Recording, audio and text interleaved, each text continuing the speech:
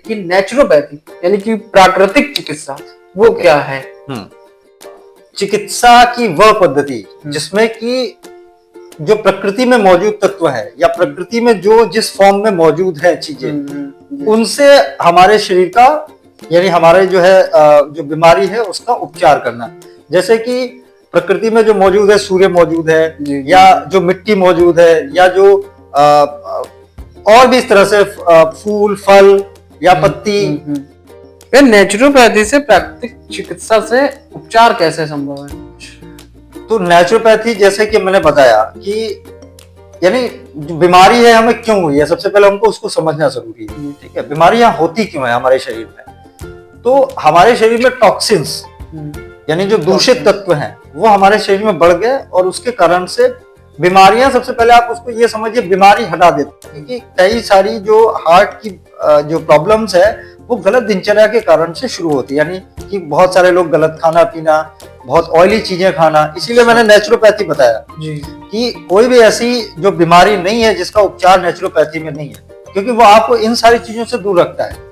तो आप ऑयली खाना खाएंगे, आप बाहर का जंक फूड खाएंगे, उसके कारण आपकी बॉडी में कोलेस्ट्रॉल बढ़ेगा, उसकी वजह से आपका ब्लड जो है वो थिक होगा चीज को। तो हमारे शरीर में शर्करा यानी कि शुगर, ठीक है, कॉमनली लोग बोल देते हैं कि आपका शुगर बढ़ गया, तो यानी कि आपके शरीर में शर्करा जो की मात्रा है वो शुगर की मात्रा वो आपके रक्त में बढ़ी हुई है और उसके कारण से ऐसा बोला जाता है कि आपको शुगर हो गया।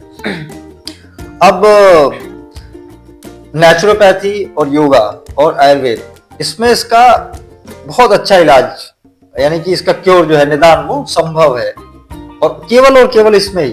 बाकी में आप कर सकते हैं, लेकिन स्थायी रूप से जो समस्या का समाधान है, लाइफ टाइम आपकी स्थायी रूप से जो समस्या का समाधान है, जो मधुमेह की समस्या है, वो नेचुरोपैथी, आयुर्वेदा एंड योगा की प्रैक्टिस के साथ ही आपको। जैसे किसी व्यक्ति को शुगर हो गया तो उसको क्या चीजें अपनानी चाहिए जिससे शुगर उसका जो कंट्रोल हो, और क्या खत्म हो सकता है कभी? देखिए, शुगर को मैनेज किया जा सकता है। शुगर कई तरह से होता है। आप अगर इंसुलिन डिपेंडेंट हो गए हैं, ठीक है, बेसिकली आप शुगर होता क्यों? आपके बॉडी में जो इंसुलिन है, आपका पैंक्रियास जो एक ग्लैंड होती है बॉडी में,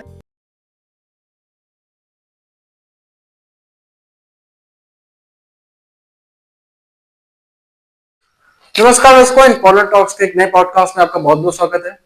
आज हम बात करेंगे हार्ट डिजीज यानी कि हृदय रोग से संबंधी बीमारियों के बारे में।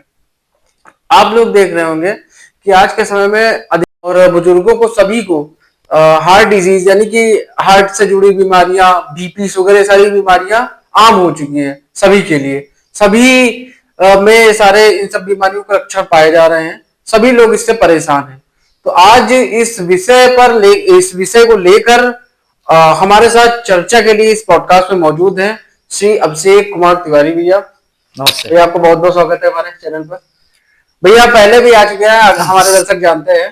तो भैया आज हम चर्चा करने वाले हैं इस हार्ट डिजीज को लेकर, खास करके बीपी, शुगर, और इसके अलावा हम लोग जो नेचुरोपैथी और जो जितनी भी चिकित्साएं हैं यानी होम्योपैथी, होम्योपैथी, उन सब पर भी बात करेंगे। तो भैया हम शुरुआत करते हैं। सबसे पहले हमारे दर्शकों को बताइए कि नेचुरोपैथी यानी कि प्राकृतिक चिकित्सा वो क्या है?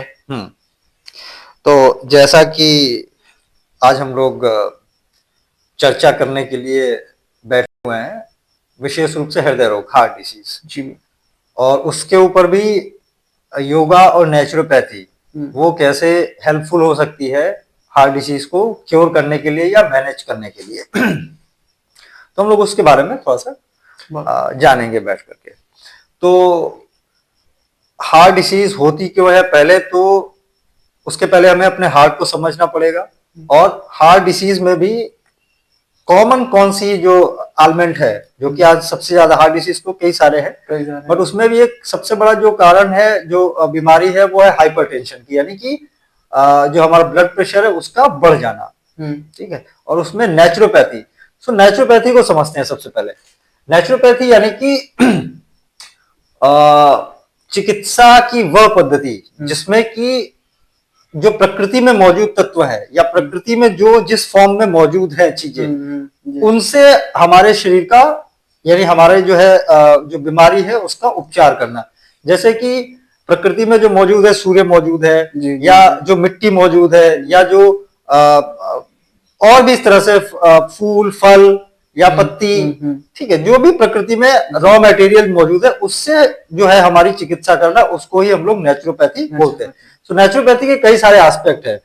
उसमें आपका मड थेरेपी है, सन थेरेपी है जिसको हीलियोथेरेपी बोलते हैं, फिर हाइड्रोथेरेपी है, फिर उसके बाद में आयुर्वेद भी अगर हम देखें तो उसी एक तरह से जो है नेचुरोपैथी के फॉर्म में ही आ जाता है, बट आयुर्वेद का एक अलग थोड़ा सा सिद्धांत है, उसके बारे में भी डिस्कस करेंगे। सो नेचुरोपैथी यानी कि अगर हम समझे इन कॉमन टर्म्स, तो नेचर में जो भी चीज अवेलेबल है उससे ही शरीर के जो टॉक्सिन्स है, यानी जो शरीर में जो विषाक्त तत्व हमारे इकट्ठा हो गए हैं, जिनके कारण से हमारा शरीर जो है वो बीमार हो गया है, अगर हम कहें उसको, तो उनको हटाना यही नेचुरोपैथी है। भैया योगा और नेचुरोपैथी क्या साथ ही काम करते हैं? देखिए, हाँ, नेचुरोपैथी आपने जो भी चिकित्सा की वह पद्धति जो कि प्रकृति से रिलेटेड है, योग भी उसमें ही एक तरह से आ जाता है। तो yoga is a part of naturotherapy. योग जो है वो प्राकृतिक चिकित्सा का एक अंग है, क्योंकि उसके द्वारा भी हम लोग, योग के द्वारा भी जो टॉक्सिन्स हैं उनको हम कहीं ना कहीं रिमूव करते हैं शरीर से। तो that is a part of naturopathy. फिर जैसे हम लोगों ने सुना है आयुर्वेदिक उपचार भी होता है, जैसे आपने नेचुरोपैथी में बताया, तो आयुर्वेदिक उपचार में भी देखा जाता है तो प्राकृतिक चीजों की ही मदद से उपचार किया जाता है, जड़ी बूटियों से। तो आयुर्वेदिक उपचार और नेचुरोपैथी में क्या अंतर है? क्योंकि आयुर्वेदिक चिकित्सा में भी प्राकृतिक वस्तु की आवश्यकता होती है। एग्जैक्टली। तो आयुर्वेद जो है वो बेसिकली शरीर के जो दोष होते हैं, जो त्रिदोष होते हैं, वात पित्त और कफ, उनके आधार पर, यानी उनको आइडेंटिफाई करके शरीर में कौन सा जो हमारा वात अगर बढ़ गया है या कफ बढ़ गया या पित्त बढ़ गया है, तो उसके आधार पर उसको हम चिकित्सा करते हैं, ठीक है। और नेचुरोपैथ जो है वो टॉक्सिन्स, यानी उसको हमने बता दिया आपको। तो आयुर्वेद और नेचुरोपैथ एक तरह से अगर हम उसको देखें तो वो लगभग देखने में समान ही है। आयुर्वेद में क्या है कि उन जो यानी कि जो हर्ब्स है उनको प्रोसेस करके हम हर्ब्स यानी कि जो जड़ी बूटियां हैं, हाँ, जो भी जड़ी बूटियां हैं या मसाले हैं या अन्य जो भी चीज है जो भी आयुर्वेदिक औषधियों को बनाने में लगता है, तो उनको प्रोसेस करके हम उसको जो है वो दवाएं बनाते हैं और उसके बाद में उसको दिया जाता है। तो आयुर्वेद बेसिकली हमारे शरीर के दोष को आइडेंटिफाई करके और फिर उन्हीं जो हर्ब्स हैं या और जो भी रॉ मटेरियल्स हैं उनको प्रोसेस करके उसको हम जो दवा करते हैं। और नेचुरोपैथी जो जिस फॉर्म में है प्रकृति में, उसी फॉर्म को उपयोग करके और उस टॉक्सिन्स को हटाना, ये नेचुरोपैथी है। फिर नेचुरोपैथी से प्राकृतिक चिकित्सा से उपचार कैसे संभव है? ओके, इलाज। तो नेचुरोपैथी जैसे कि मैंने बताया कि यानी जो बीमारी है हमें क्यों हुई है, सबसे पहले हमको उसको समझना जरूरी है, ठीक है। बीमारियां होती क्यों है हमारे शरीर में?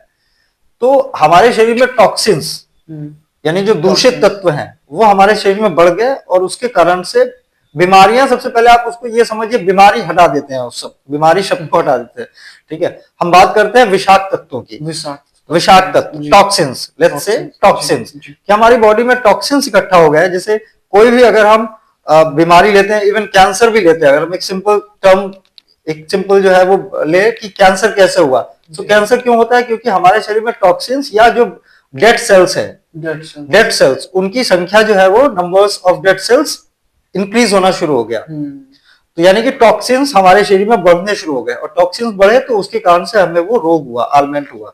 तो टॉक्सिन्स को हटाना किसी भी फॉर्म में, तो अगर हम उसको हटा दें तो बीमारी अपने आप, यानी कि जो हमने दोष जो हमारे शरीर में है, अगर हम दोष को हटा दें तो बीमारी यानी कि अपने आप ही ठीक हो जाती है। ये कारण है उसका। भैया नेचुरोपैथी से कौन कौन सी बीमारियों के इलाज संभव है? देखिए, समस्त बीमारियों का इलाज संभव, क्योंकि आज जब ये सर्जरी जो एलोपैथी जिसको हम बोल सकते हैं, एलोपैथी जो वर्तमान समय में मॉडर्न साइंस या मॉडर्न जो थेरेपी हम बोल सकते हैं कि एक्यूट डिसीजेस में, यानी कि अगर आपको एक्यूट डिसीजेस के लिए मॉडर्न जो थेरेपी है वो ठीक है। सो एलोपैथी के आविष्कार होने से पहले यानी कि क्या प्रचलन में था?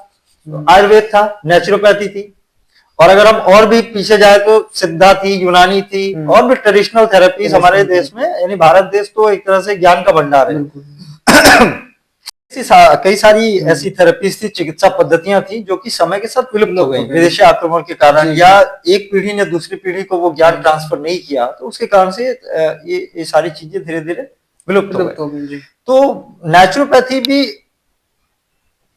किसी भी तरह के जो रोग होते थे लोगों को आज से 300, 400, 500 साल पहले, तो वो आयुर्वेद से या नेचुरोपैथ से या इन्हीं सारी जो ट्रेडिशनल या अल्टरनेट जो थेरेपीज थी, इनको अल्टरनेट थेरेपीज बोल सकते हैं, तो अल्टरनेट थेरेपी से ही वो चीजें क्योर होती थी। तो योग हो या नेचुरोपैथी एंड योगा, अगर हम उसको दोनों को एक में ले, naturopathy and yoga it's combined, ठीक है, या होम्योपैथी आप ले लीजिए, या फिर आपका जो आपने आयुर्वेदा है, या फिर सिद्धा है, यूनानी है, इस तरह से जो भी प्रचलित चिकित्सा पद्धतियां थी, उन सब में इलाज संभव था और इस तरह से ही होता था इलाज।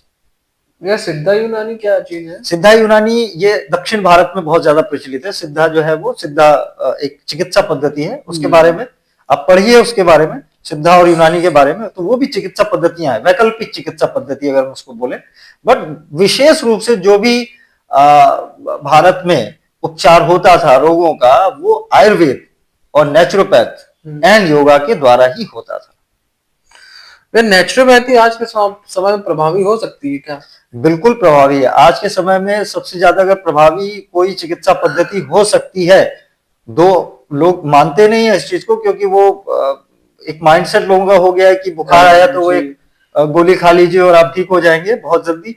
तो मैंने जैसे बताया, अभी मैंने एक्यूट डिसीजेस के बारे में बताया आपको, तो अगर आपको एक्यूट डिसीज है या कोई आपको कोई समझिए आपको फोड़ा हो गया है, तो फोड़ा हो गया तो उसके लिए सर्जरी आपको करना पड़ेगा, सो सर्जरी करके और फिर उसको हटाया जाएगा। तो एक्यूट डिसीजेस के लिए जो एलोपैथी है, जो मॉडर्न जो थेरेपी है, वो अच्छी है।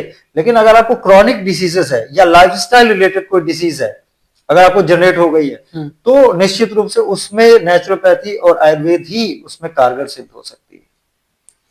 भैया एलोपैथी और होम्योपैथी के जमाने में नेचुरोपैथी और शायद प्राकृतिक चिकित्सा का कोई भी उपयोग कोई नहीं कर रहा है, तो वो जो आज नेचुरोपैथी इतना पीछे है, वो क्यों है, क्या कारण है? देखिए, इसके पीछे एक तो सबसे पहले समाज को अपना माइंडसेट बदलना पड़ेगा।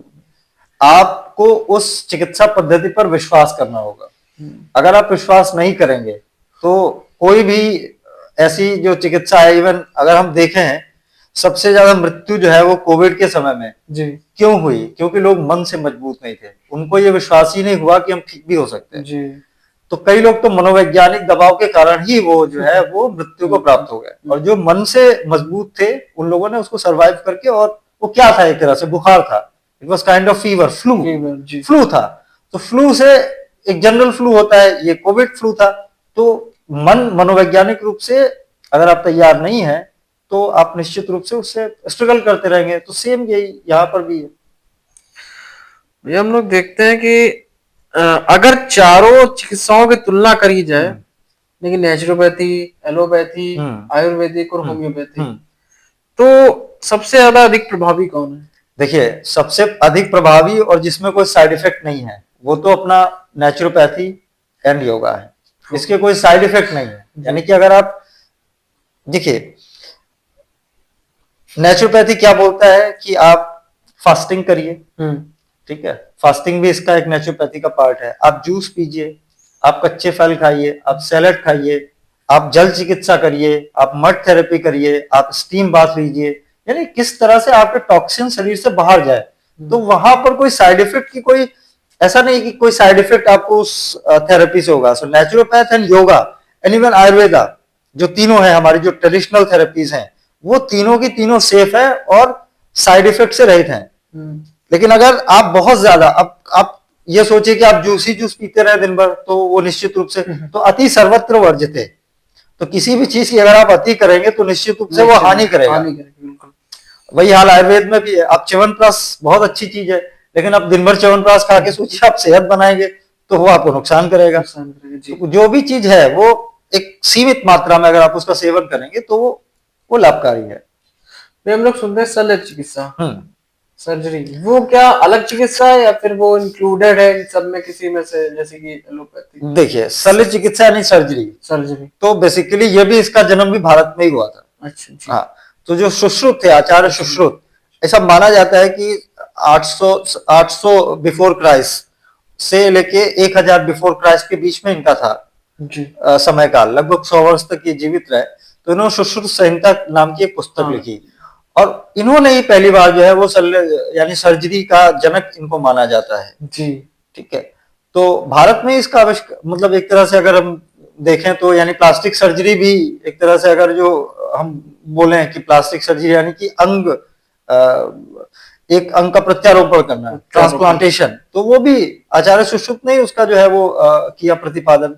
तो शल्य चिकित्सा नहीं, सर्जरी, जो आधुनिक विज्ञान है, जो एमबीबीएस की पढ़ाई करते हैं, bachelor in medicine and bachelor in surgery, तो उसका आविष्कार तो एक तरह से यानी उसके जो जनक थे वो तो भारत में ही थे।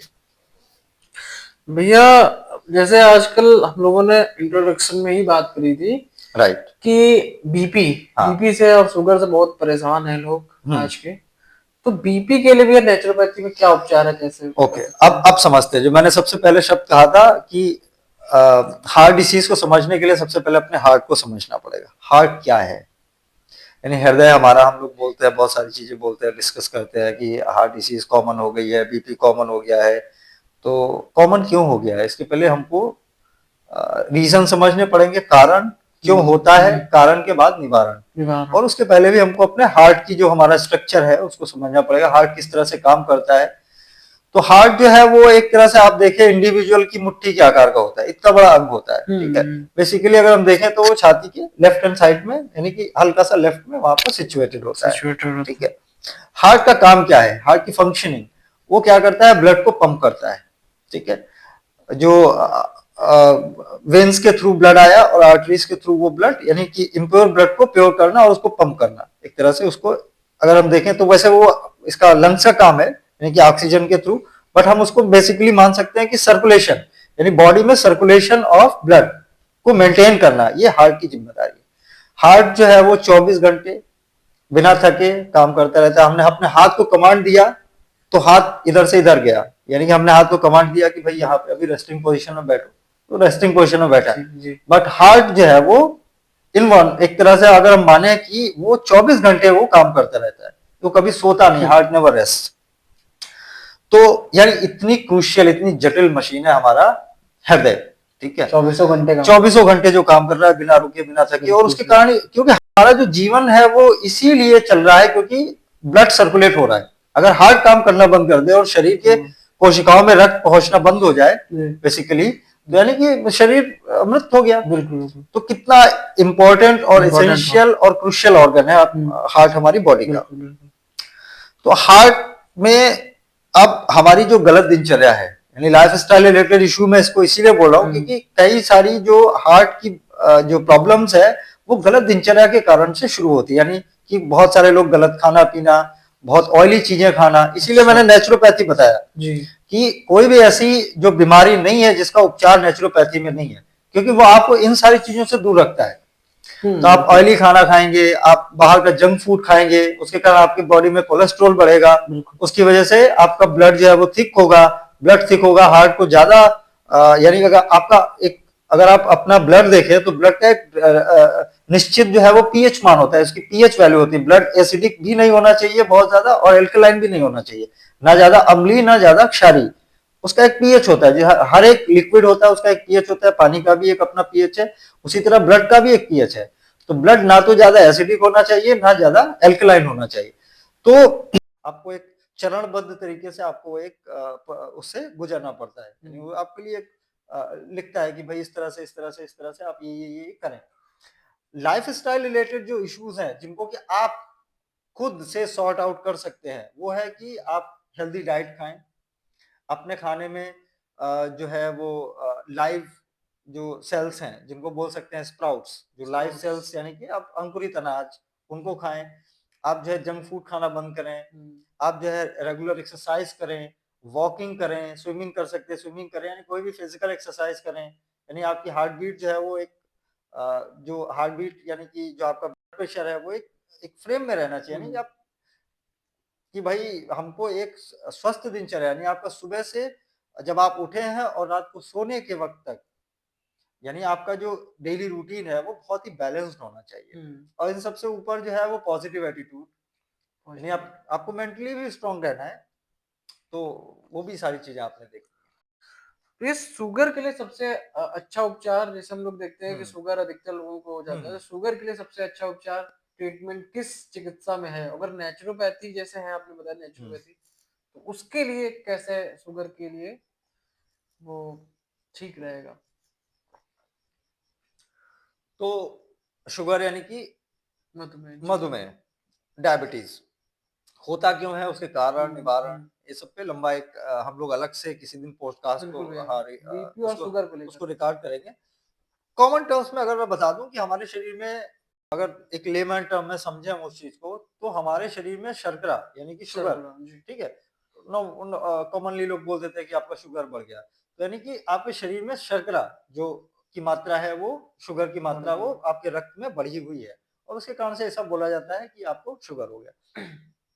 अब नेचुरोपैथी और योगा और आयुर्वेद, इसमें इसका बहुत अच्छा इलाज, यानी कि इसका क्योर जो है, निदान, वो संभव है, और केवल इसमें ही।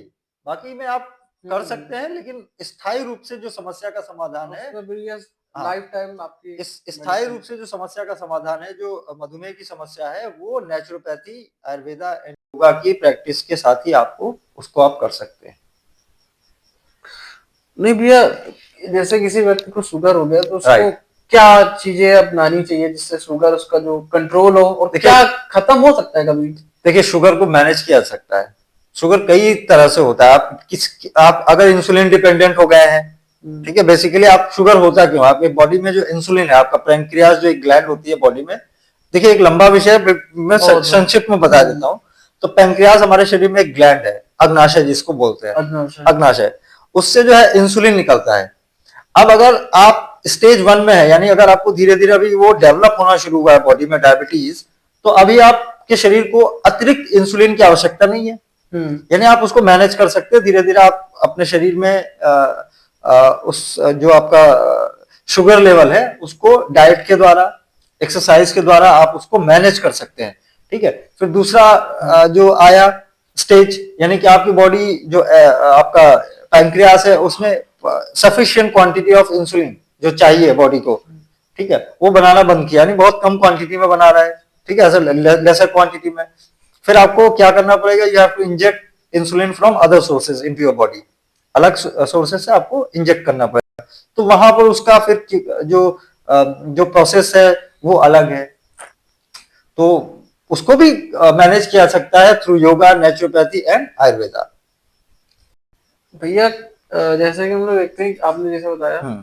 फर्स्ट लेवल, तो फर्स्ट लेवल क्या होती है शुगर की? देखिए शुगर की फर्स्ट लेवल है कि आपको जो सिम्टम्स हैं, एक तरह से थकान रहना, ठीक है, थकान रहना, और आपको पेशाब बार बार जाना, मूत्र जो है वो अर्जिंग होना, अधिकतर भैया हाँ, कॉमनली यही पाया जाता है। कॉमनली यही पाया जाता है, और भी उसके कई सारे सिम्टम्स हैं। तो वो प्रॉपर जो है, जब आप उसको चेक कराएंगे, आपको अपने ब्लड में शुगर का लेवल का पता चलेगा। ऐसे देखिए सिम्टम्स, आज के समय में ऐसे सिम्टम्स के आधार पर किसी बीमारी को प्रेडिक्ट करना नहीं, बिल्कुल। तो जब आपको लगे इस तरह से आपको सिम्टम्स हो रहे हैं, और रेगुलर चेकअप कराइए अपने शरीर का। हम लोग जो है वो जानकारी के अभाव में बहुत सारी बीमारियां हम लोग को इसलिए हो जाती है क्योंकि हम लोग रेगुलर चेकअप ही नहीं कराते हैं। यानी कि अगर कोई एलिमेंट बॉडी में डेवलप हो रहा है इनिशियल स्टेज में, और अगर आपने उसको चेक करा लिया और आपको पता लग गया समय से, तो आप उसको निश्चित रूप से क्योर कर सकते हैं। बट कई ऐसी बीमारियां हैं कि जो हमको स्टेज 3 में जाकर के पता चल रही है, स्टेज 2 में पता चल रही है। तो वहां पर, जैसे आप जॉन्डिस, एक कॉमन टर्म ले लीजिए, जॉन्डिस, पीलिया, अब फर्स्ट स्टेज में या सेकंड स्टेज में है, तो यानी कि उसको हम वहां पर उसको कंट्रोल कर सकते हैं उसके लिए। लेकिन अगर आप एकदम लास्ट स्टेज में पहुंच गए, जहां पे आपका प्लेटलेट काउंट एकदम खत्म है, तो फिर आपको कैसे आप सर्वाइव करोगे, राइट, है ना।